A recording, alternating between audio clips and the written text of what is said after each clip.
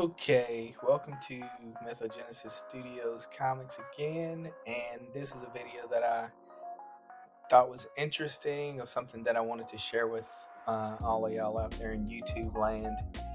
Is I've been getting some Daredevil back issues, and I was reading just skimming the letters pages, and I came across this I guess part of the editorial page that Jim Shooter wrote and interjected into the bulletins page.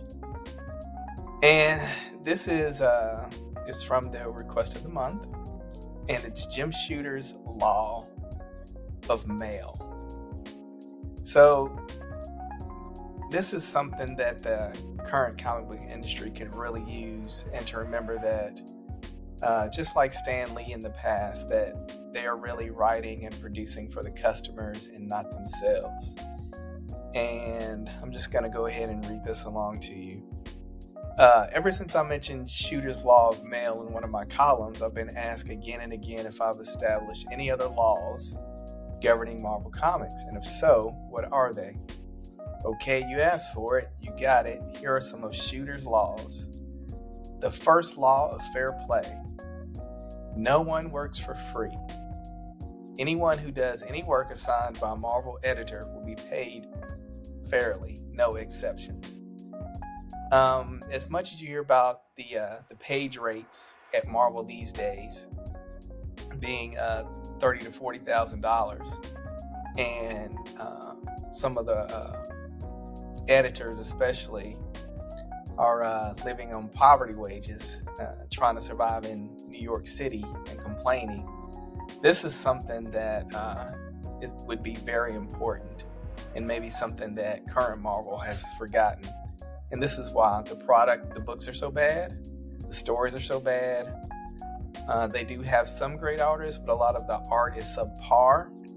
Is that they're trying to save money instead of produce exciting, dynamic comic book art and tell great stories like they used to. Because as much as the artists were stars, a lot of times in the 80s and the 90s, everybody knew who the writers were, and they were just as popular on the books. The second law of fair play. A creator's time is valuable. If we waste any of it, we pay fairly for it. This is something that's important as well, as not wasting your creator's time.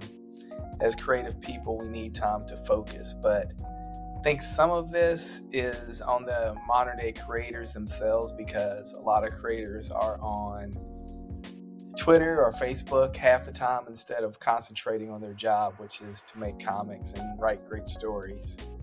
And it would be great if they could spend some of that energy that they spend online and on social media actually doing more of their job. The third law of fair play. All creative people will be treated equally and fairly. There will be no caste system, no elite with special privileges. That's crazy right there. No elite with special privileges. As we know, a lot of artists and writers now, when they post on Twitter or have things in their bio, they list all their special privileges and flags like that's supposed to mean something. Let's see. There will be no special privileges and unfair advantages over other creators. We know that's not true these days, especially with DEI and other things. But I haven't seen Vita Ayala's name on anything in maybe a year and a half. So I guess maybe she's disappeared from Marvel, which I'm not mad about. Every person has equal rights. Editors will make creative judgments based upon a creator's work, not upon his name or reputation. If they hired better editors at Marvel, because it's been clearly shown that the editors don't really understand or have a knowledge of the characters that they're working on. So They just let the writers do whatever. No one deserves special rights or privileges. Any special treatment granted to one creator is a stab in the back to all others. This could be the only rule, actually, that Marvel and DC Comics actually need, is this third law of fair play. That might clean up a lot of things that's going on with comics in modern day. They need to blow this up poster size and like hang it on the door when people are walking into the office. Maybe put it in the lobby. That's a great rule. The first law of mail. All mail must be opened and read by the person to whom it is addressed. No exceptions. This is probably fun because I've heard stories and listened to stories about people that were working in the comics in the 80s and even the 90s who wrote letters into their heroes, and they actually got letters back. So that's pretty cool right there. It makes the readers feel important and even more loyalty to the company. That's just great customer service right there. The second law of mail. Mail from readers and fans should be treated with interest and respect. Those letters are from the people we work for. Wow. They would hate that these days. Those letters are from the people we work for. They're our bosses. Imagine taking letters and critiques from people that actually read your books.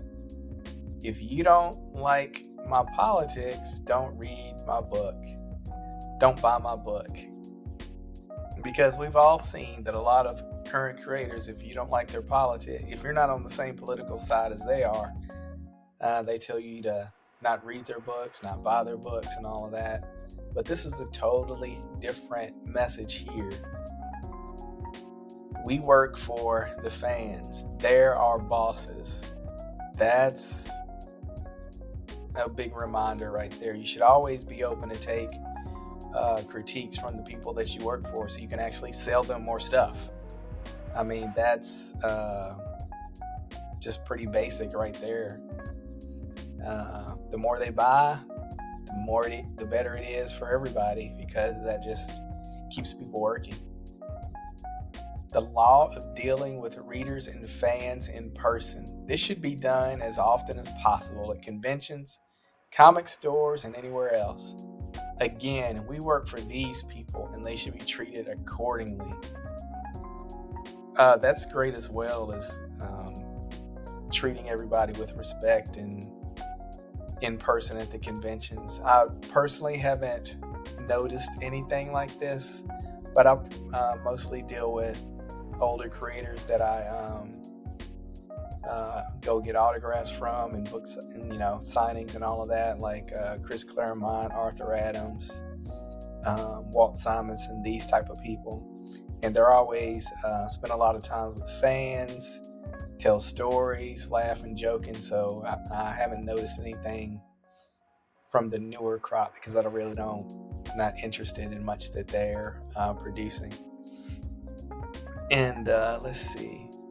The last law is the law of the creation of comics. There are no rules governing or limiting creativity. There is nothing which must be done and nothing which cannot be done. All things are possible. If something works, it works. If it doesn't, it doesn't. Never say that it can't. There is a way. Try everything. And that's just a few of them. There are others, of course. Maybe someday I'll list some more. So all of these are great rules for not only Marvel, but I guess any comic company, whether corporate or independent, as there are those creators that are out there doing crowdfunding. Just remember that the customer is important, interaction is important, listening to the customers to make a better product is important, and this is one of the reasons why Jim Shooter is, as some say, controversial, but there were so many great comics produced in the 80s and early 90s when I was reading comics, which is mostly all I know. I have comics from the 70s, but I don't really know that era because I was just a kid, just a little baby. But anyway, that's all I wanted to share. Let me know what you think, and I will talk to you later.